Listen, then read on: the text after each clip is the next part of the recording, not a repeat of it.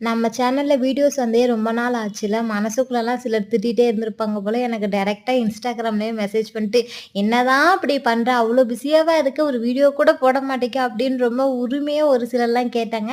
So அவங்களுக்காண்டி தான் இந்த video. இப்போ பிப்ரவரி ஸ்டார்ட்டிங் வந்துட்டு நம்மளுக்கு நல்லா ஹெவியான முகூர்த்தம் இருந்துச்சு. ஸோ அதனால ரொம்பவே ஒர்க் அதிகமா ஆயிட்டு பார்த்துக்கோங்க. தூக்கமே இல்ல.